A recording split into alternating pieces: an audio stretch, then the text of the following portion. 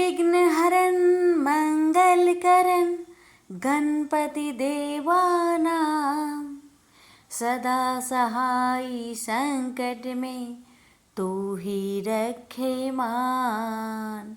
ओम गणेशाय नमः। आप सभी भक्तों पर गणेश जी की कृपा सदा सर्वदा बनी रहे। आज आप श्रवण करेंगे बुधवार की व्रत कथा।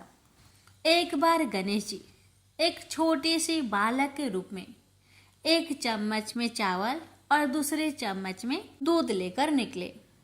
वो हर किसी से कह रहे थे कि कोई मेरे लिए खीर बना दो, कोई मेरे लिए खीर बना दो। एक बुढ़िया माई बैठी हुई थी। उसने कहा, ला बेटा, मैं तुम्हारे लिए खीर बना देती हूँ।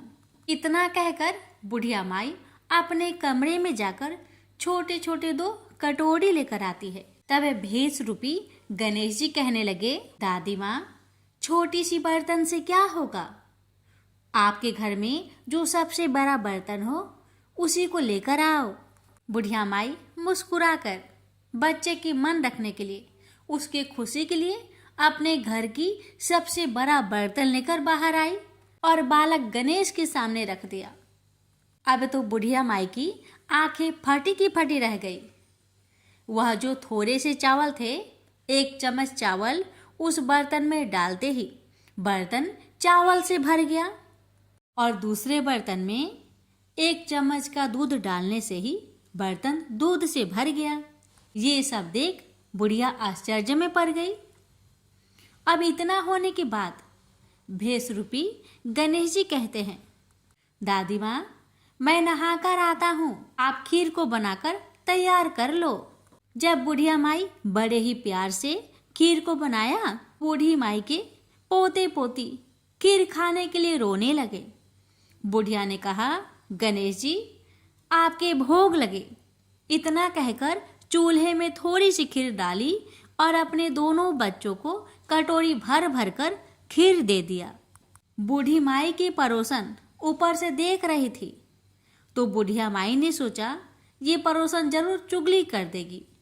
तो बुढ़िया माई ने उसे भी 1 कटोरा खीर भरकर उसे भी पकड़ा दिया।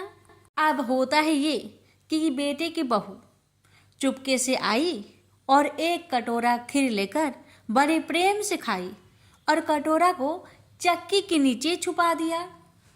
अभी भी गणेश जी नहीं आए थे। बुढ़िया माई को भी भूख लग रही थी। बेचारे वो भी 1 कटोरा खीर भरकर किवाड़ के पीछे बैठकर एक बार फिर कहा, हे गणेश जी, आपको भोग लगे, ऐसा कहकर खाना शुरू कर दिया। तभी गणेश जी आ गए। तो बुढ़िया माई कहने लगी, आजा रे गणेशिया, खीर खा लो, मैं आपके ही राह देख रही थी। गणेश जी ने कहा, दादी माँ, मैंने खीर पहले ही खा ली है। तो बुढ़िया माई ने कहा, कब खाई? गणेश जी कहने लगे, जब आपके पोते पोती ने खीर खाई तब मैंने खाई थी, जब आपकी पड़ोसन ने खाई थी तब भी मैंने खाई थी, और जब बूढ़ी माँ आपकी बहू ने खाई तब भी मैंने खाई थी, और अब जब आप खा रही हो तो मेरा पेट पूरी तरह से भर गया है। तो बुढ़िया माई कहने लगी, बेटा, तुम्हारी सब बात सच है, पर मैं कैसे मानूं कि मेरी बहू ने खीर खाई? बेचारी सुबह से काम में लगी रही है, तो फिर उसने कब खाई? गणेश जी ने कहा, चक्की के नीचे जाकर देख, जूठा कटोरा पड़ा है जो तेरी बहू ने खाकर छुपा के रखी है, और तूने तो मेरे लिए भोग भी लगाया था और तुम्हारी बहू ने वैसे ही खा गई। बूढ़ी माई ने कहा, बेटा, यह घर की बात है, घर में ही रहने दो। अब बताओ कि बची हुई खीर का मैं क्या करूं? भेष रूपी गणेश जी ने कहा, नगरी जिमा दो। बुढ़िया ने पूरी नगरी जिमा दी, लेकिन फिर भी गणेश जी की कृपा से खीर पूरा की पूरा भरा ही था। राजा को पता लगा कि बुढ़िया के पास जादुई बर्तन है, तो राजा ने बुढ़िया माई को महल में बुलवाया और कहा, क्यों रे बुढ़िया, यह खीर वाली बर्तन तुम्हारे घर में शोभा नहीं देता है, ये तो हमारे महल में शोभा देगा। तो बुढ़िया ने कहा, राजा जी, अगर आपको खीर का बर्तन लेना है तो ले लो। अब तो राजा लालच में पड़कर बुढ़िया माई के खीर के बर्तन को मंगवा लिया। खीर के बर्तन महल में लाते ही कीड़े मकोड़े, बिच्छू, कछले हो गए और खीर से दुर्गंध आने लगी। यह देखकर राजा ने बुढ़िया से कहा कि हे बुढ़िया, क्या तुम जादू टोना जानती हो? ये खीर के बर्तन महल में आते ही कीड़े मकोड़े बिच्छू में बदल गए, ऐसा क्यों? मुझे बताओ।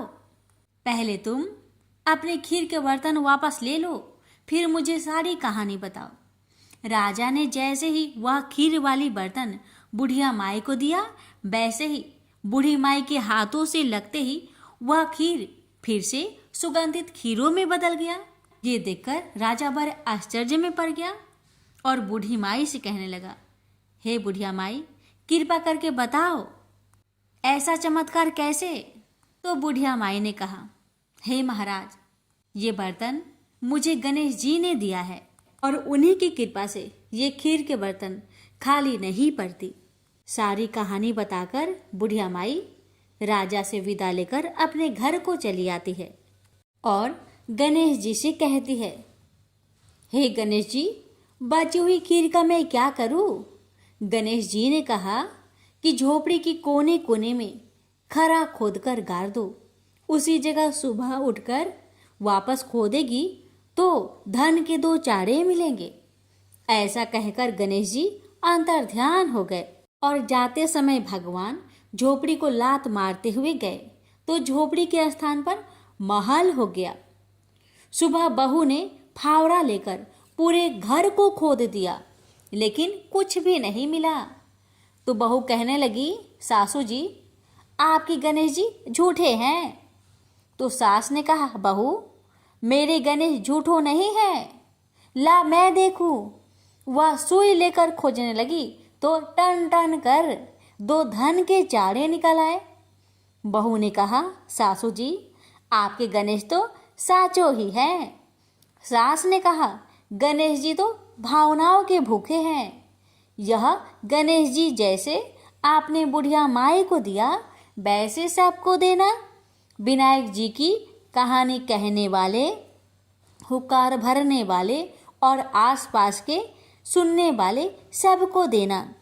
प्रेम से बोलिए, जय श्री गणेश। एक सास बहू थी। सास उसकी बहू को खाना नहीं देती थी। बहू रोज नदी पर जाती तो जाते समय घर से आटा ले जाती। नदी के पानी से आटा गूंथती। गणेश जी भगवान के मंदिर के दीपक से घी लेती। भोग में से गुड़ लेती। पास के शमशान में बाटी सेकती। बाटी में घी गुड़ मिलाकर चूरमा बनाती और गणेश जी भगवान के भोग लगाकर खुद जीम लेती। ऐसा करते बहुत दिन हो गए। यह देखकर गणेश जी भगवान को बहुत आश्चर्य हुआ और उन्होंने अपने नाक पर उंगली रख ली। बहू तो घर आ गई, परंतु जब दूसरे दिन मंदिर के पट खुले तो लोगों ने देखा गणेश जी भगवान की नाक पर उंगली है, तो मंदिर में भीड़ एकत्रित हो गई। गांव के लोगों ने हवन पूजा की, पर गणेश जी भगवान ने उंगली नहीं उतारी। तब सारे गांव में कहलवा दिया कि जो कोई गणेश जी भगवान के नाक से उंगली हटावेगा उसे राजा जी सम्मानित करेंगे। बहू ने सास से कहा, सासू जी, मैं कोशिश करूंगी। तब सास बोली, इतने बड़े बड़े पंडित विद्वान कोशिश कर लिए, तू क्या करेगी? सब लोग मंदिर के बाहर एकत्रित हो गए। बहू घूंघट निकालकर अंदर गई, पर्दा लगाया। लोग गणेश जी से हाथ जोड़कर बोले, हे विघ्नहर्ता, मेरे घर से आटा लाती, लोगों को चढ़ाया, घी गुड़ लेती, शमशान में बाटी सेकती, उससे आपको क्या आपत्ति हुई? आपको मुंह से उंगली हटानी पड़ेगी। गणेश जी ने सोचा, इसकी बात तो माननी पड़ेगी। इसने पहले मेरे भोग लगाया, यह तो मेरी भक्त है। गणेश जी भगवान ने उंगली हटा ली और बहू को आशीर्वाद दिया कि इस गांव में सभी प्रेम से रहेंगे। बहू मंदिर से बाहर आई। सब गांव वालों ने कहा, बहू तूने उंगली कैसे हटवाई? तू तो जादूगरनी है। तब बहू ने सारी बात गांव वालों को बताई कि मेरी सास मुझे खाना नहीं देती थी। तब मैं घर से आटा लाकर नदी के पास पानी से आटा लगाकर बाटी बनाकर शमशान में सेककर गणेश जी के दीपक से घी, प्रसाद में से गुड़ चुराकर गणेश जी की भोग लगाकर खुद खा लेती।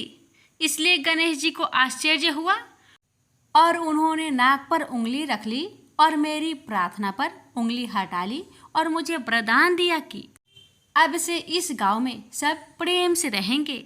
हे गणेश जी भगवान, जैसे बहू का मान बढ़ाया, वैसे जो भक्त आपकी इस कथा को बड़े ही श्रद्धा भाव से श्रवण करे, उन सबका मान बढ़ाना, रक्षा करना, घर में अन्य धन का भंडार भरना। प्रेम से बोलिए गणेश जी महाराज की जय। गणेश भक्त से हमारी निवेदन है कि इस कथा को शेयर अवश्य करें।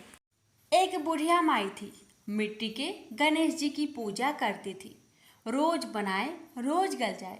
एक सेठ का मकान बन रहा था तो बुढ़िया बोली, पत्थर का गणेश बना दो। मिस्त्री बोले, जितने में हम तेरा पत्थर का गणेश जी करेंगे उतने में अपनी दीवार ना चिनेंगे। बुढ़िया बोली, राम करे तुम्हारी दीवार टेढ़ी हो जाए। अब उनकी दीवार टेढ़ी हो गई। वो चिने और ढा देवे, चिने और ढा देवे। इस तरह करते करते शाम हो गई। शाम को सेठ आया। उसने कहा, आज कुछ भी नहीं किया। मिस्त्री कहने लगे कि एक बुढ़िया आई थी, वो कह रही थी मेरा पत्थर का गणेश कर दो। हमने नहीं करा तो उसने कहा तुम्हारी दीवार टेढ़ी हो जाए। तब से दीवार सीधी नहीं बन रही है। बनाते हैं और ढा देते हैं। सेठ ने बुढ़िया बुलवाई। सेठ ने कहा, हम तेरा सोना का गणेश गढ़ देंगे, हमारी दीवार सीधी कर दो। सेठ ने बुढ़िया को सोने का गणेश गढ़ा दिया। सेठ की दीवार सीधी हो गई। जैसे सेठ की दीवार सीधी की, वैसे ही हे भगवान सबकी करना। एक समय एक मेढक व मेढकी का जोड़ा था। इनमें से मेढकी हमेशा भगवान विनायक यानी गणेश जी की पूजा अर्चना करती थी। उन्हीं का नाम हर समय जपती रहती थी। यह देखकर मेढक को गुस्सा आता। एक बार उसने गुस्से में मेढकी को कहा कि तू पापी है जो हर समय पर पुरुष का नाम लेती है। इस पाप को करना बंद कर। धमकी भी दी, यदि आज के बाद विनायक जी का नाम लिया तो वह उसका सिर फोड़ देगा। कथा के अनुसार मेढक की इस बात से गणेश जी उससे नाराज हो जाते हैं। इसके बाद एक दिन राजा की एक दासी आती है और दोनों मेढक मेढकी जिस पानी में रहते हैं उसे एक पात्र में डालकर ले जाती है, जहां वह उस पानी को चूल्हे पर चढ़ा देती है। तभी मेढकी तो भगवान गणेश का नाम लेने से उबलते पानी में भी कष्ट नहीं पाती, लेकिन मेढक दर्द से करा उठता है।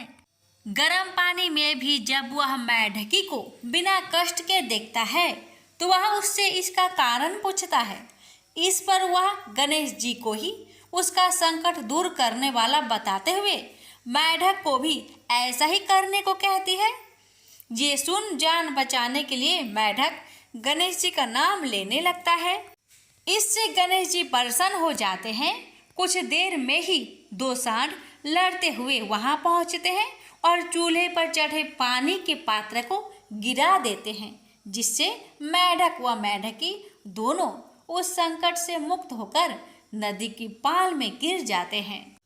कथा के अंत में सबके साथ ये कहा जाता है कि गणेश जी महाराज ने जिस तरह मेढक व मेढकी का संकट दूर किया, वैसे ही वे सबका कष्ट दूर करे। एक समय की बात है, एक भाई बहन रहते थे। बहन का नियम था कि वह अपने भाई का चेहरा देख के ही खाना खाती थी। हर रोज वह सुबह उठती थी और जल्दी जल्दी सारा काम करके अपने भाई का मुंह देखने के लिए उसके घर जाती थी। एक दिन रास्ते में एक पीपल के नीचे गणेश जी की मूर्ति रखी थी। उसने भगवान के सामने हाथ जोड़कर कहा कि मेरे जैसा अमर सुहाग और मेरे जैसा अमर पिहर सबको दीजिए। यह कहकर वह आगे बढ़ जाती है।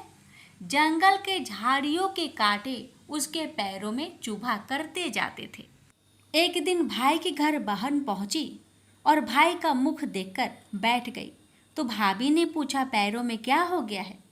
यह सुनकर उसने भाभी को जवाब दिया कि रास्ते में जंगल के झाड़ियों के गिरे हुए कांटे पाँव में चुभ गए हैं। जब वह वापस अपने घर आ जाए तब भाभी ने अपने पति से कहा कि रास्ते को साफ करवा दो, आपकी बहन के पाँव में बहुत सारे कांटे चुभ गए हैं। भाई ने तब कुल्हाड़ी लेकर सारी झाड़ियों को काटकर रास्ता साफ कर दिया, जिससे गणेश जी का स्थान भी वहां से हट गया। यह देखकर भगवान गुस्सा हो गए और उसके भाई के प्राण हर लिए।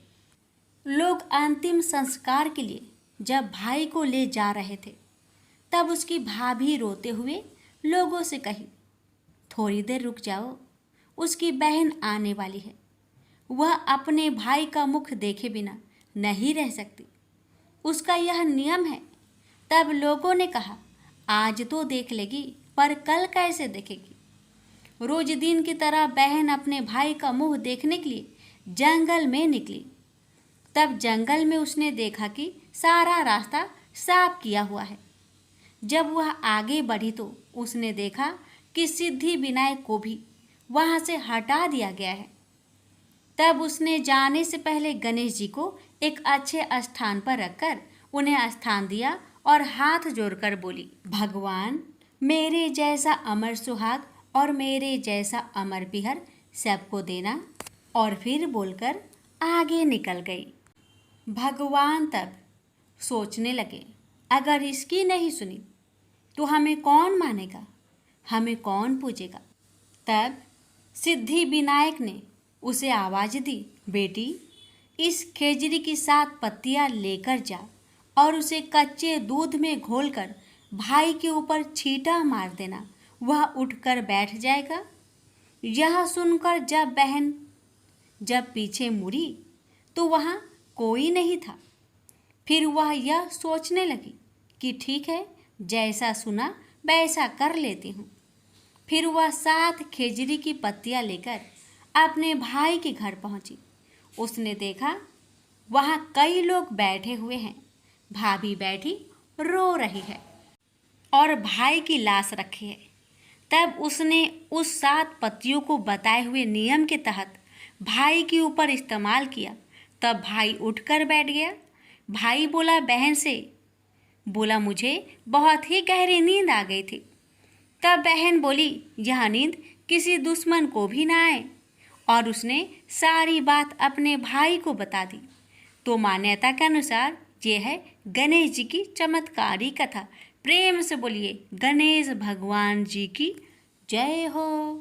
एक बुढ़िया माई थी, वह बहुत गरीब थी, आंखों से अंधी थी। उसका एक बेटा और एक बहू थे। वह बुढ़िया सदैव गणेश भगवान जी की पूजा किया करती थी।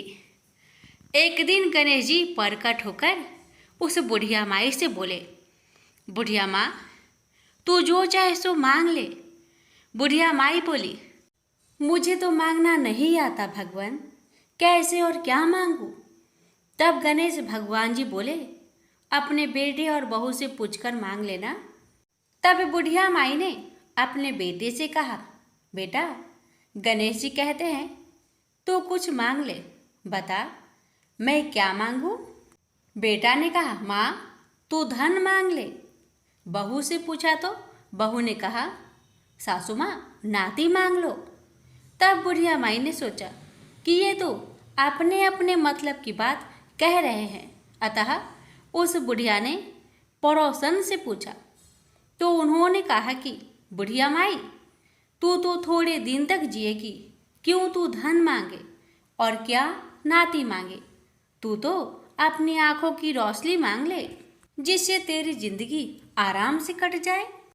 अब बुढ़िया माई काफी सोच विचार के बाद भगवान से बोली, भगवान, यदि आप मुझसे प्रसन्न हैं तो मुझे 9 करोड़ की माया दे, निरोगी काया दे, अमर सुहाग दे, आंखों की रोशनी दे, नाती दे, पोता दे और सब परिवार को सुख दे, अंत में मोक्ष दे। यह सुनकर तब गणेश जी बोले, बुढ़िया माँ, तूने तो हमें ठग दिया, फिर भी जो तूने मांगा है वचन के अनुसार सब तुझे मिलेगा। और यह कहकर गणेश जी अंतर्ध्यान हो गए। उधर बुढ़िया माँ ने जो कुछ मांगा वह सब कुछ मिल गया। हे गणेश जी महाराज, जैसे आपने उस बुढ़िया माँ को सब कुछ दिया, वैसे ही आपकी कहानी कहने वाले, सुनने वाले, हुक्कार भरने वाले सभी भक्तों को देना। कथा इस प्रकार है। समतापुर नगर में मधुसूदन नाम का एक धनी व्यक्ति रहता था। मधुसूदन का विवाह 1 मास पहले ही बलरामपुर नगर की सुंदर लड़की, जिसका नाम था संगीता, उसी से हुआ था। शादी के कुछ दिन बाद ही संगीता की माता की तबीयत खराब हो जाती है, इसलिए संगीता अपने माता के घर चली जाती है और वहीं पर कुछ दिन रुक जाती है और इधर मधुसूदन अकेला ही रहता है। जब संगीता की माता का तबीयत ठीक हो जाता है तो मधुसूदन बुधवार के दिन ही अपने पत्नी को लेने के लिए बलरामपुर के लिए रवाना हो जाता है। बलरामपुर पहुंचकर अपने ससुरारी में जाता है और अपने सास ससुर से संगीता को विदा करने के लिए आज्ञा मांगता है। लेकिन संगीता के माता पिता बोले, दामाद जी, आज तो बुधवार का दिन है। बुधवार के दिन बेटी की विदाई और कोई भी शुभ कार्य के लिए यात्रा नहीं करना चाहिए। लेकिन मधुसूदन अपने सास ससुर की एक ही बात नहीं माना और जीत पर अड़ गया कि मैं आज ही संगीता को लेकर जाऊंगा और कुछ भी नहीं होगा, आप खुशी खुशी विदा कर दीजिए।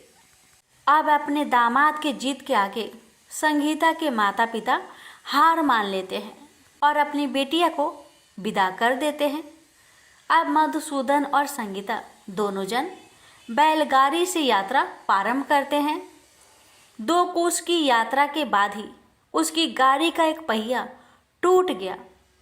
वहां से दोनों पैदल ही यात्रा करना शुरू कर देते हैं और पैदल चलते चलते बेचारी संगीता तो थक जाती है और उसे जोर से प्यास लग जाती है। तो अपने पति से कहती है, सुनिए जी, मुझे बहुत जोर से प्यास लगी है। तो मधुसूदन कहता है, ठीक है, तुम इस पेड़ की छांव में बैठो, मैं देखता हूँ आसपास में कहीं अगर पानी मिल जाए तो मैं लेकर आता हूँ, तुम यहाँ से कहीं जाना मत। इतना कहकर मधुसूदन पानी ढूंढने के लिए चल दिया। थोड़ी देर इधर उधर ढूंढने के बाद मधुसूदन को कहीं से जल मिल जाता है और वह जल लेकर वापस उसी जगह में आता है जहाँ उसकी पत्नी पेड़ के नीचे छांव में बैठी हुई थी। मगर ये क्या, वह बहुत हैरान हो जाता है क्योंकि उसकी पत्नी के पास उसी की शक्ल का एक आदमी बैठा हुआ था और संगीता उस आदमी की दी हुई पानी को पी रही थी। ये देखकर मधुसूदन चौंक गया। जब संगीता का नजर दूसरे मधुसूदन पर पड़ा तो बेचारी वो भी हैरान रह गई और दोनों में से असली मधुसूदन कौन है बेचारी अंतर न कर पाई। अब मधुसूदन को बहुत क्रोध आया और क्रोध में उसने उस व्यक्ति से पूछा, तुम कौन हो और मेरी पत्नी के पास क्यों बैठे हो? मधुसूदन की बात सुनकर उस व्यक्ति ने कहा, अरे भाई, यह मेरी पत्नी संगीता है। मैं अपनी पत्नी को ससुराल से विदा कराकर लाया हूँ, लेकिन तुम कौन हो जो मुझसे ऐसे प्रश्न कर रहे हो? उस व्यक्ति की बातें सुनकर मधुसूदन भड़क उठा और कहने लगा कि तुम जरूर कोई चोर या ठग हो। यह मेरी पत्नी संगीता है। मैं इसे पेड़ के नीचे बैठाकर जल की खोज में गया था। इस पर उस व्यक्ति ने कहा, अरे भाई, झूठ तो तुम बोल रहे हो। संगीता को प्यास लगने पर जल लेने मैं गया था। मैंने तो जल लाकर अपनी पत्नी को पिला भी दिया। अब तुम चुपचाप यहाँ से चलते बनो, नहीं तो किसी सिपाही को बुलाकर तुम्हें पकड़वा दूंगा। दोनों एक दूसरे से लड़ने लगे। उन्हें लड़ते देख बहुत से लोग वहां इकट्ठे हो गए। नगर के कुछ सिपाही भी वहां आ गए। सिपाही उन दोनों को पकड़कर राजा के पास ले गए और सारी कहानी राजा को सुना दी। राजा ने भी कोई निर्णय नहीं कर पाया। संगीता भी उन दोनों में से अपने वास्तविक पति को नहीं पहचान पा रही थी। राजा ने दोनों को ही कारागार में डाल देने के लिए कहा। राजा के इस फैसले पर असली मधुसूदन भयभीत हो गया। तभी आकाशवाणी हुई, मधुसूदन, तूने संगीता के माता पिता की बात नहीं मानी और बुधवार के दिन अपनी पत्नी को ससुराल से ले आया। यह सब भगवान बुद्ध देव के प्रकोप से हो रहा है। भविष्यवाणी सुनकर मधुसूदन बहुत डर गया और हाथ जोड़कर बुद्ध देव से क्षमा प्रार्थना करने लगा कि हे बुद्ध देव, हे भगवान, मुझसे बहुत बड़ी गलती हो गई कि मैंने अपने सास ससुर की बातें न मानी। उसका सजा मुझे मिल चुका है। हे भगवान, कृपा करके मुझे क्षमा कर दीजिए। मैं आगे से ऐसी गलती कभी नहीं करूँगा। मुझे माफ कर दीजिए। मैं भविष्य में आप कभी भी बुधवार के दिन यात्रा नहीं करूँगा और सदैव बुधवार को आपका व्रत किया करूँगा और कथा सुना करूँगा। मधुसूदन के प्रार्थना करने से भगवान बुद्ध देव उसे क्षमा कर देते हैं और तभी दूसरा व्यक्ति राजा के सामने से ही गायब हो जाता है। राजा और दूसरे लोग इस चमत्कार को देखकर हैरान हो गए। भगवान बुद्ध देव की इस अनुकंपा से राजा ने मधुसूदन और उसकी पत्नी को सम्मान पूर्वक विदा किया। कुछ दूर चलने पर रास्ते में उन्हें वही बैलगाड़ी मिल गई। बैलगाड़ी का टूटा हुआ पहिया भी अपने आप जुड़ा हुआ था। दोनों उसमें बैठकर समतापुर की ओर चल दिए। मधुसूदन और उसकी पत्नी संगीता दोनों बुधवार को व्रत करते हुए आनंद पूर्वक जीवन यापन करने लगे। इस तरह भगवान बुद्ध देव की कृपा से उनके यहाँ खुशियाँ बरसने लगी। इस तरह जो भी स्त्री या पुरुष विधिवत बुधवार का व्रत करके व्रत कथा को श्रद्धा पूर्वक सुनते हैं, भगवान बुद्ध देव उनके सभी कष्टों को दूर करते हैं। प्रेम से बोलिए बुद्ध देव भगवान की जय। पौराणिक कथा के अनुसार एक समय की बात है कि भगवान विष्णु का विवाह माता लक्ष्मी जी के साथ निश्चित हुआ। विवाह की सभी तैयारी होने लगी। सभी देवी देवताओं को निमंत्रण भेजे गए, लेकिन भूलवश गणेश जी को निमंत्रण देना रह गया था। इधर भगवान विष्णु की बारात जाने का समय आ चुका था। सभी देवता अपनी पत्नियों के साथ विवाह समारोह में शामिल होने को आए, परंतु सभी देवी देवताओं ने देखा कि गणेश जी कहीं दिखाई नहीं दे रहे हैं। तब उन सभी ने आपस में चर्चा की, क्या गणेश जी को नहीं न्योता दिया गया या गणेश जी ही नहीं आए हैं। सभी को इस बात पर बहुत आश्चर्य हुआ। इस बात पर उन सभी ने विष्णु भगवान से ही इसका कारण पूछा। विष्णु भगवान से पूछने पर उन्होंने कहा कि हमने गणेश जी के पिता भोलेनाथ, महादेव और माता पार्वती को न्योता भेजा था। यदि गणेश जी अपने पिता के साथ आना चाहते तो आ जाते। अलग से उन्हें न्योता देने की कोई आवश्यकता भी नहीं थी। दूसरी बात यह है, उनको खाने में 1.25 मन मूंग, 1.25 मन चावल, 1.25 मन घी और 1.25 मन लड्डू का भोजन चाहिए। यदि गणेश जी नहीं आएंगे तो कोई बात नहीं। दूसरे के घर जाकर इतना सारा खाना पीना अच्छा भी नहीं लगता। इतना वार्ता कर ही रहे थे कि किसी एक ने सुझाव दिया, यदि गणेश जी आते तो उनको द्वारपाल बनाकर बैठा सकते थे कि आप घर की याद रखना। आप तो चूहे पर बैठकर धीरे धीरे चलोगे तो बारात में बहुत पीछे रह जाओगे। यह सुझाव सबको पसंद आ गया। तो फिर विष्णु भगवान ने भी अपनी सहमति दे दी। तब गणेश जी को निमंत्रण देकर आमंत्रित किया और उनको समझा बुझाकर घर की रखवाली करने को बैठा दिया गया। बारात चल दी। तब नारद जी ने देखा कि गणेश जी तो दरवाजे पर ही बैठे हुए हैं। तो वे गणेश जी के पास गए और रुकने का कारण पूछा। गणेश जी कहने लगे कि विष्णु भगवान ने मेरा बहुत अपमान किया है। नारद जी ने कहा कि आप अपनी मूषक सेना आगे भेज दो तो वह रास्ता खोद देगी, जिससे उनके वाहन धरती में धंस जाएंगे। तब आपको सम्मान पूर्वक बुलाना पड़ेगा। अब तो गणेश जी ने अपनी मूषक सेना को आदेश दिया, जाओ, और सेना ने जमीन पोली कर दी। जब बारात वहां से निकली तो रथों के पहिए धरती में धंसने लगी। लाख कोशिश की परंतु पहिए नहीं निकले। सभी ने अपने अपने उपाय किए परंतु पहिए तो नहीं निकले, बल्कि जगह जगह से टूटने लगे। किसी को समझ में नहीं आ रहा था कि अब क्या किया जाए। तब तो नारद जी ने आकर कहा, आप लोगों ने गणेश जी का अपमान किया, जिस कारण यह विघ्न आ रहे हैं। यदि उन्हें मनाकर लाया जाए तो आपका कार्य सिद्ध हो सकता है और यह संकट टल सकता है। शंकर भगवान ने अपने दूत नंदी को भेजा और वे गणेश जी को लेकर आए। गणेश जी का आदर सम्मान के साथ पूजन किया गया। फिर रथ के पहिए निकलने लगे और यह संकट टल गया। अब रथ के पहिए निकल तो गए परंतु वे टूट फूट गए थे, तो उन्हें सुधारे कौन। पास के खेत में एक खाती काम कर रहा था। उसे बुलाया गया। खाती अपना कार्य करने से पहले श्री गणेशाय नमः कहकर गणेश जी की वंदना मन ही मन करने लगा। देखते ही देखते खाती ने सभी पहियों को ठीक कर दिया।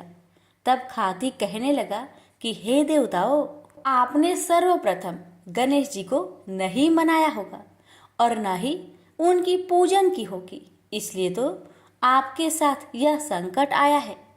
मैं तो मूर्ख अज्ञानी हूँ, फिर भी पहले गणेश जी को पूजते हैं, उनका ध्यान करते हैं। आप लोग तो देवगण हैं, फिर भी आप गणेश जी को कैसे भूल गए। अब आप लोग भगवान श्री गणेश जी की जय बोलकर जाए तो आपके सब काम बन जाएंगे और कोई संकट भी नहीं आएगा। ऐसा कहते हुए बारात वहां से चल दी और विष्णु भगवान का लक्ष्मी जी के साथ विवाह संपन्न करा के सभी सकुशल घर लौट आए। हे गणेश जी महाराज, आपने विष्णु को जैसा कारज सरियो ऐसा कारज सबको सिद्ध करिजो। बोलिए गजानन भगवान की जय। बहुत समय पहले की बात है। किसी गांव के बाहर एक बरगद का पेड़ था, जिसके पास ही गणेश जी का एक छोटा सा मंदिर था। गांव में और मंदिर नहीं थे, इसलिए सब लोग इसी मंदिर में आकर पूजा किया करते थे। गांव में एक भिखारी भी रहता था। भीख मांगना ही उसका काम था। गांव छोटा सा था। भिखारी को काफी भीख नहीं मिलती थी, इसलिए यह और कोई उपाय न देखकर मंदिर के दरवाजे पर बैठने लगा। सोचने लगा कि लोग यहाँ धर्म करने आते हैं और नहीं तो सही पेट भरने लायक भीख तो मिल जाया करेगी। भिखारी दिन भर मंदिर के दरवाजे पर बैठा रहता और जब वहां किसी को आते देखता तो शिव शिव रटने लगता। इस तरह बेचारा दिन भर गणेश जी और शिव जी का नाम जपता रहता था, मगर शाम तक उसे भीख मिलती थी। फिर 2-4 मुट्ठी अन्न और कुछ फल मूल और कभी कभी 4-6 पैसे मिलते थे। हालांकि इतनी थोड़ी आमदनी से किसी की गुजर कैसे हो सकती है। फिर भिखारी को अपना ही नहीं बल्कि अपनी बेटी की भी चिंता करनी पड़ती थी।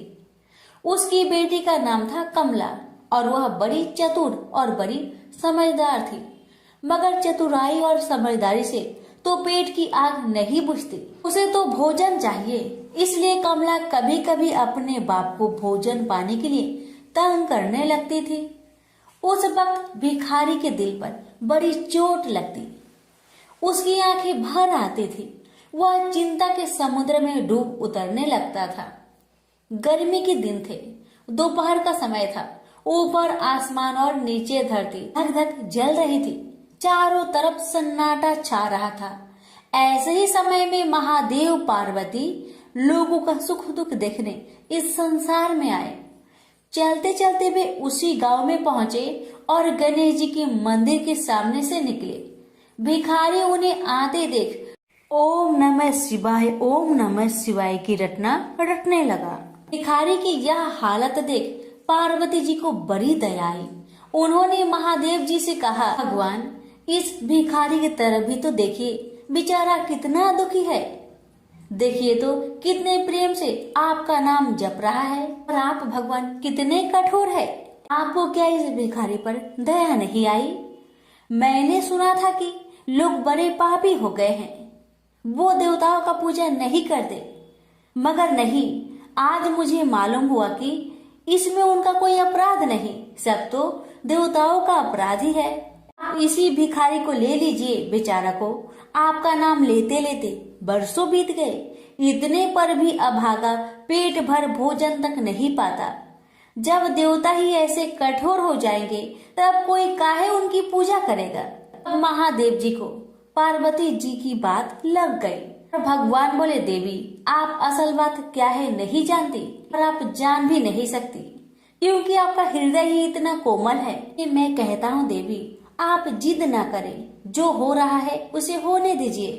देवी ने एक ना सुना तो भगवान ने कहा, ठीक है तो मैं आज इस भिखारी के लिए कुछ बंदोबस्त करा देता हूँ, जिससे इस भिखारी का दुख दूर हो जाएगा। इतना कहकर महादेव जी पार्वती जी के साथ मंदिर में पहुँचे। माता पिता को आते देख गणेश जी उठकर खड़े हो गए। उन्होंने बड़े प्रेम से माता पिता को प्रणाम किया। महादेव जी ने गणेश जी को आशीर्वाद दिया और कहा, देखो बेटा, यह भिखारी बरसों से तुम्हारे द्वार पर बैठा है, मेरा नाम जपा करता है, मगर तुमने अब तक इस पर दया क्यों नहीं किया? अब ऐसा कुछ उपाय करो जिससे इस बेचारे का दुख दूर हो जाए। गणेश जी ने हाथ जोड़कर उत्तर दिया, अच्छी बात है पिताजी, 7 दिन के भीतर उसका दुख दूर हो जाएगा, उसे कहीं न कहीं से 2 लाख रुपए मिल जाएंगे। गणेश जी का उत्तर सुनकर महादेव पार्वती आगे को चल गए। इसी समय एक बनिया मंदिर में पूजा करने आया था। वह आड़ में छिपा छिपा महादेव जी और गणेश जी की बातें सुन रहा था। उसने सोचा, ये तो बहुत अच्छा मौका है, यदि थोड़ी चतुराई से काम लूं तो सहज ही 2 लाख का मालिक मैं हो सकता हूँ। बस वह बड़ी खुशी से भिखारी के सामने पहुंचा और उसे प्रणाम कर एक तरफ बैठ गया। भिखारी को आज तक किसी ने प्रणाम नहीं किया था, न कोई उसके पास आकर बैठा ही था। बनिए की इस काम से भिखारी ने समझा कि यह बेशक कोई भला मानुष है। वह मन ही मन प्रसन्न हुआ और बनिए से बोला, बाबा आप बहुत दयालु जान पड़ते हैं, कहिए मेरे पास आने की कृपा क्यों कर हुई? आप नहीं जानते मैं एक गरीब भिखारी हूँ। बनिए को तो अपना मतलब गांठना था। मीठेपन से बोला, आप भिखारी है? कौन कहता है कि आप भिखारी है? मुझे अच्छी तरह मालूम है कि आप एक पहुंचे हुए महात्मा हैं और आपके दर्शन से लोगों के पाप दूर हो जाते हैं। मैं भी आपके दर्शन करने चला आया हूँ। मुझे आपसे कुछ पूछना है, यदि आज्ञा दो तो पूछो। भिखारी खुशी से बोला, पूछिए। बनिया बोला, भला दिन भर आपको कितनी भीख मिल जाती है? भिखारी बोला, भाई मिलने की क्यों पूछते हो, यहाँ तो पेट की भी लाले पड़े रहते हैं। रोजाना 2-4 मुट्ठी अन्न मिल जाता है, कभी 2-4 पैसे भी मिल जाते हैं, किसी तरह दिन काट लेता हूँ। बनिया कहने लगा, राम राम, आप जैसे महात्मा और यह कष्ट, इस गांव के आदमी भी क्या आदमी हैं? आपकी थोड़ी सी सहायता नहीं कर सकते? आप कैसे यह कष्ट सह लेते हैं? मुझे तो आप पर बड़ी दया आती है। मेरे जी में आता है कि मैं आपकी कुछ सेवा करूं, पर कहने में डर मालूम होता है।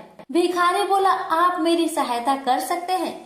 अब बनिया हंसते हुए बोला, मेरी इतनी हैसियत कहाँ है जो आपकी कुछ सेवा कर सकूं, मगर एक बात है, आज से 7 दिन तक आपको जो कुछ भी मिले वह मुझे दे दीजिए, बदले में आपको मैं 100 रुपया दे दूंगा।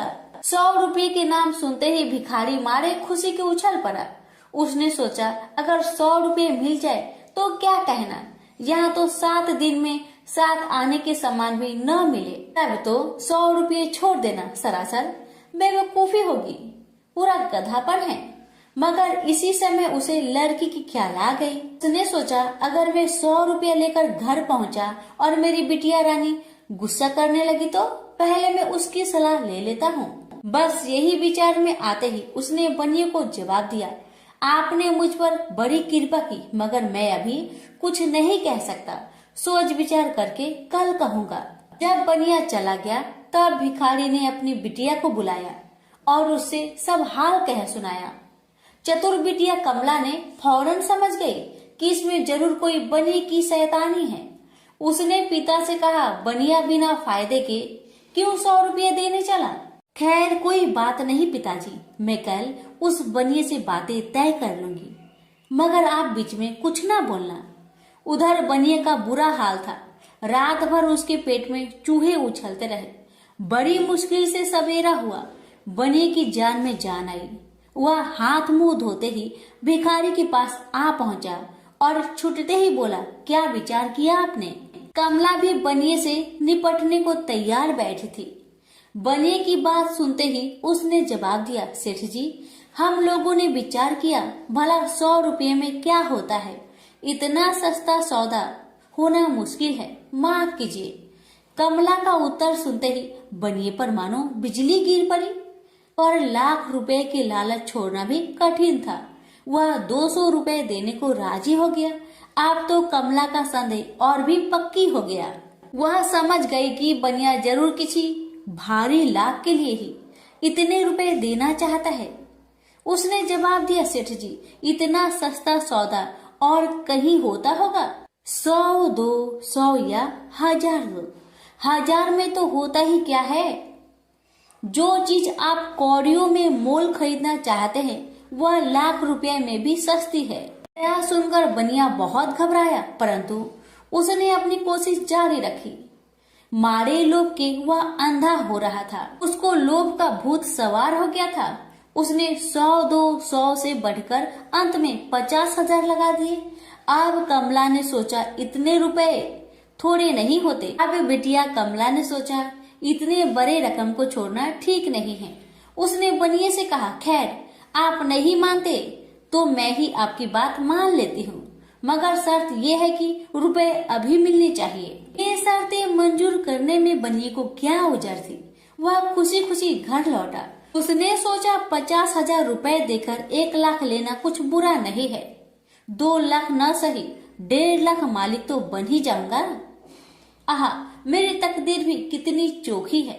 7 ही दिन में 50,000 का लाभ हो गया। उसने घर आते ही भिखारी के पास 50,000 रुपए भेज दिए। अब बनिया हर रोज भिखारी के पास आता और उसकी दिन भर की भीख घर ले आता। इस तरह 6 दिन बीत गए। अब तो बनिए को बड़ी फिक्र हुई। 7वें दिन वह फिर गणेश जी के मंदिर में पहुंचा। उसने देखा कि आज फिर महादेव पार्वती मंदिर में पधारे हैं। बस वह दीवार से कान सटा उनकी बातें सुनने लगा, मगर यह क्या, उसका कान दीवार में चिपक गया। उसने कान छुड़ाने की बहुत कोशिश की, पर कान टसमस न हुआ। तब वह दाहिने हाथ की सहायता से कान छुड़ाने लगा। इतने में हाथ भी दीवार में चिपक गया। इधर महादेव जी ने गणेश जी से पूछा, बेटा इस भिखारी के लिए कुछ इंतजाम हुआ है? गणेश जी बोले, जी हाँ, उसे 50,000 रुपए तो दिलवा दिए हैं, बाकी के लिए बनिए को दीवार से चिपका कर रखा है। यह बनिया बड़ा लोभी कंजूस है। इसने गरीबों से एक एक के 4-4 वसूल कर अपना घर बनाया है। रुपए वसूल करने में इसने गरीबी पर दया नहीं की। उनके बच्चे भूखे मरते रहे, पर इसने 4 रुपए वसूल करके भी संतोष नहीं किया। इस तरह इसने 1 लाख रुपए से अपनी तिजोरी भर ली है। गरीबों के माल से यह सुख नहीं उठा सकता। अब जब तक यह भिखारी को बाकी 50,000 रुपए न देगा तब तक दीवार से चिपका रहेगा। गणेश जी की बातें सुनकर बनिए ने अपना माथा को पीट लिया। इसकी आंखें में आंसू बरसने लगे। जब उसने घर से 50,000 रुपए मंगवाया और भिखारी को दे दिए, तब कहीं दीवार से उसका पीछा छूटा। से बोलिए गणेश भगवान की जय, उमापति शंकर भगवान की जय। गणेश भगवान जी की कथा, ये कथा है गणेश जी की एक दंत होने की। बात उस समय की है जब परशुराम ने अपनी प्रतिज्ञा के अनुसार पृथ्वी को क्षत्रियों से रहित कर दिया था।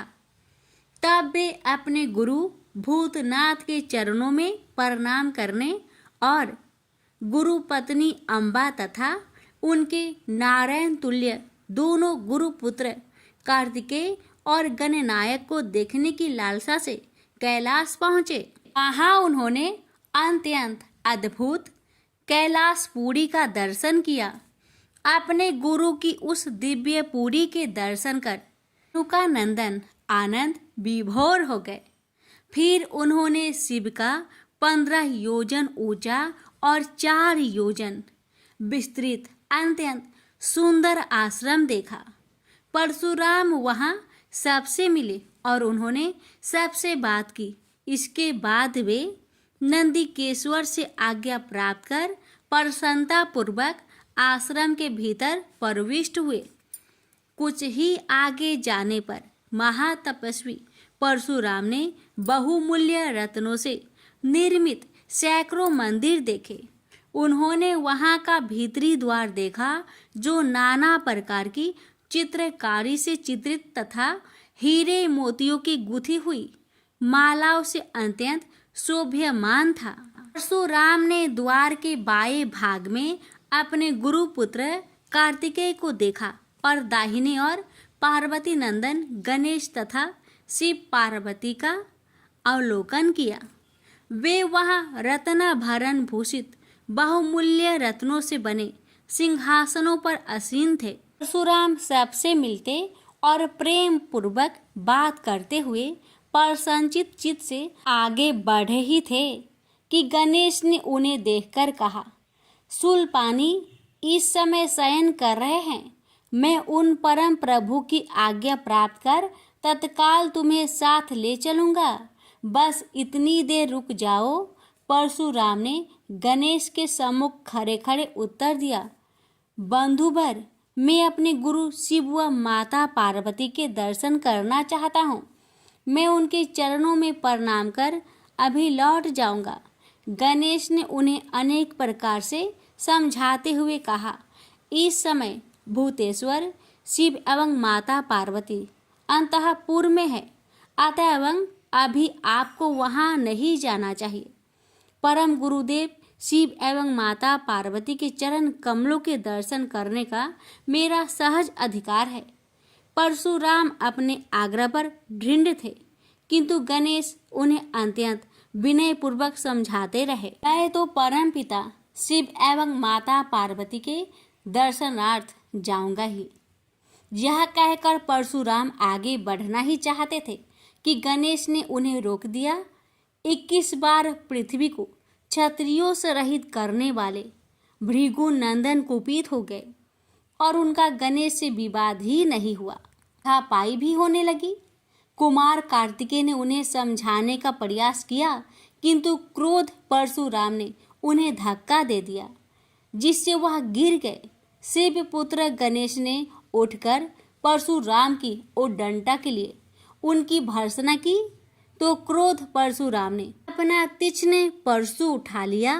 तब गणेश ने अपनी सूंड बढ़ाकर उन्हें उसमें लपेट लिया और घुमाने लगे। गणेश की सूंड में लिपटे परशुराम सर्वथा असहाय और निरुपाय थे।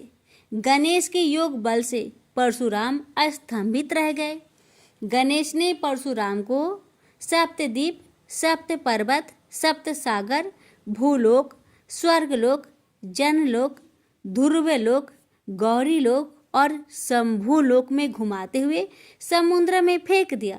परशुराम समुद्र में तैरने लगे तो निरामयी गणनाथ ने उन्हें पुनः अपनी सूंड में उठा लिया और घुमाते हुए बैकुंठ धाम दिखाकर गोलोक धाम का दर्शन करा दिया। वहां परशुराम ने मंद मंद मुस्कुराते हुए बंसी विभूषित नव निरत श्री कृष्ण के साथ रासवेड़ी राधा का दर्शन किया तो वे बार बार उनके मंगलमयी चरण कमलों में प्रणाम करने लगे। कुछ देर बाद परशुराम सचेत होकर पृथ्वी पर गिर पड़े। उस समय उनका प्रतिवादी मुख स्तंभ गणेश जी द्वारा किया हुआ स्तंभन भी दूर हो गया।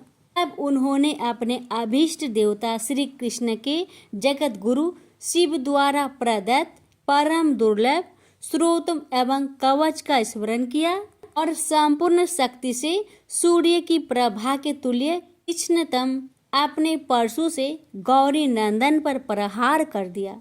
गणेश ने अपने परम पूज्य पिता के अमोघ अस्त्र का सम्मान करने के लिए उसे अपने बाएं दांत से पकड़ लिया। शिव शक्ति के प्रभाव से वह तेजस्वी परशु गणेश के बाएं दांत को समूल काट कर पुनः रेणु का पुत्र परशुराम के हाथ में लौट आया। गणेश का दांत टूटते ही भयानक गर्जना हुई और रक्त का फवारा फूट पड़ा।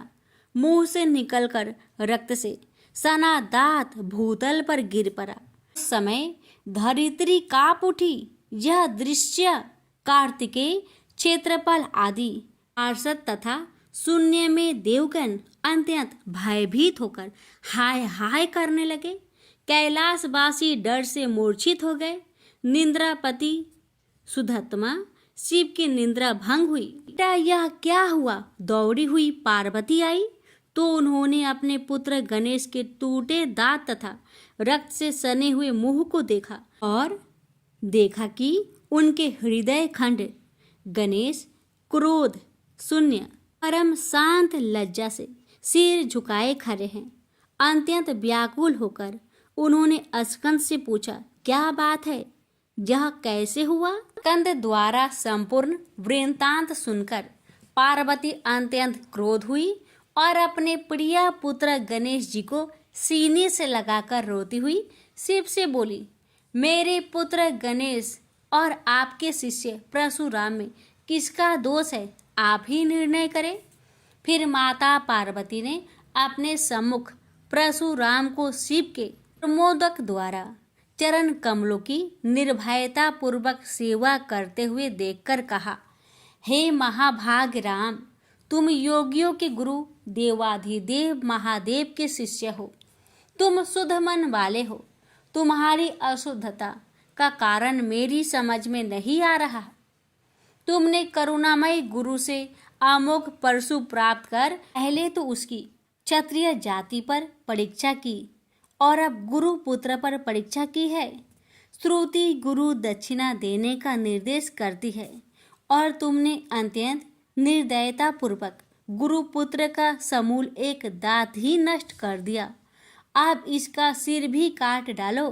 चरमता का अमोघ परशु प्राप्त कर ले तो क्षुद्र श्रृंगाल भी वनराज को मार सकता है।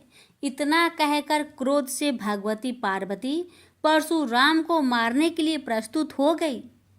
भय बस परशुराम ने मन ही मन करुणा सागर गुरु को प्रणाम कर अपने इष्ट देव गोलोकनाथ श्री कृष्ण का स्मरण किया।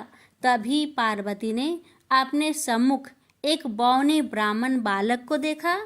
उस पर तेजस्वी ब्राह्मण बालक को देखकर आतुरता से भगवान शंकर ने भक्ति पूर्वक मस्तक झुकाकर प्रणाम किया।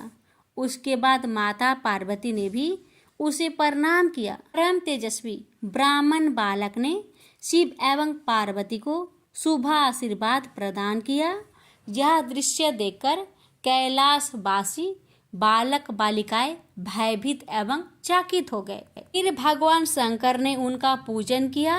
वे वामन भगवान रत्न सिंहासन पर विराजमान थे। उनका उत्कृष्ट तेज सर्वत्र फैल रहा था। भगवान शंकर ने मधुर शब्दों में कहा, आज मेरा परम सौभाग्य है। जो आपने कृपा पूर्वक मेरे यहाँ पधार कर मुझे सेवा का अवसर प्रदान किया है। आशुतोष शिव की मधुर वाणी से प्रसन्न होकर ब्राह्मण बाल रूपी स्वयं श्री हरि ने गंभीर स्वर में कहा, आप लोग की वर्तमान स्थिति जानकर मैं श्वेत द्वीप से आ रहा हूँ। मेरे भक्तों का कभी अमंगल नहीं होता। मेरा सहस्त्रसार उनके रक्षार्थ प्रतिक्षण प्रस्तुत रहता है, किंतु गुरु के रुष्ट होने पर मैं विवश हो जाता हूँ। गुरु की अवहेलना बलवती होती है। विद्या और मंत्र प्रदान करने वाला गुरु अभिष्ट देव से 100 गुना श्रेष्ठ है। गुरु से बढ़कर कोई देवता नहीं है, पार्वती से बढ़कर कोई पतिव्रता नहीं है तथा गणेश से उत्तम कोई जितेंद्रिय नहीं है। भृगु नंदन ने गुरु पत्नी एवं गुरु पुत्र की अवहेलना कर दी है। उसी का मार्जन करने के लिए मैं यहाँ उपस्थित हुआ हूँ। श्री हरि ने भगवान शंकर के बाद भगवती पार्वती से कहा, तुम जग जननी हो। तुम्हारे लिए गणेश, कार्तिकेय और परशुराम भी पुत्र तुल्य है। इन परशुराम ने स्नेह के प्रति शिव और तुम्हारे मन में भेद नहीं है। अतः एवं जो उचित समझो करो। देव बड़ा प्रबल होता है। बालकों का यह विवाद तो देव दोष से ही घटित हुआ है। तुम्हारे इस प्रिय पुत्र का एक दंत नाम वेदों में प्रसिद्ध है। फिर श्री हरि ने परशुराम से कहा, राम, तुमने क्रोधवश शिवा पुत्र गणेश का दांत तोड़कर अनुचित किया है। इस कारण तुम निश्चय ही अपराधी हो। ये सर्वशक्ति स्वरूपा पार्वती प्रकृति से परे और निर्गुण है। श्री कृष्ण भी इन्हीं की शक्ति से शक्तिशाली हुए हैं। ये समस्त देवताओं की जननी है। तुम इनकी स्तुति कर इन्हें संतुष्ट करो। इतना कहकर श्री हरि बैकुंठ के लिए प्रस्थान कर गए। परशुराम ने भी स्नान कर शुद्ध वस्त्र धारण कर लिए। वह हाथ जोड़कर गुरुदेव के चरणों में प्रणाम कर सिर झुकाए जगजननी गौरी का स्तवन करने लगे। भक्तवर परशुराम के संपूर्ण अंग पुलकित थे और उनके नेत्र से अश्रु प्रवाहित हो रहे थे। इस प्रकार करुण प्रार्थना करते हुए अंत में परशुराम ने कहा, जगजननी, रक्षा करो, मेरे अपराध को क्षमा कर दो। भला कहीं बच्चे के अपराध करने से माता कुपित होती है। यह कहकर परशुराम ने माता पार्वती के चरणों में प्रणाम कर अत्यंत दुखी होकर रोने लगे। परशुराम की करुण प्रार्थना से करुणामयी पार्वती का हृदय द्रवित हो गया। उन्होंने प्रीति पूर्वक परशुराम को अभय दान देते हुए कहा, बेटा, अब शांत हो जाओ। आशुतोष के अनुग्रह से तुम्हारी सर्वत्र विजय हो। सर्वतरात्मा श्री हरि तुम पर सदा प्रसन्न रहे।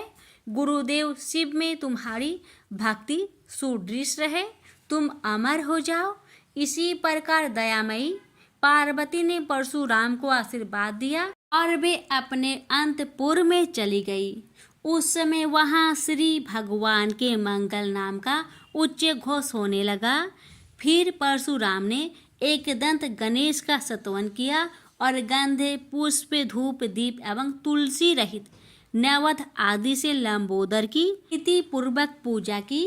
परशुराम ने भक्ति भाव से भाई गणेश को संतुष्ट कर माता पार्वती एवं कृपा सिंधु त्रिलोचन के चरणों में प्रणाम किया।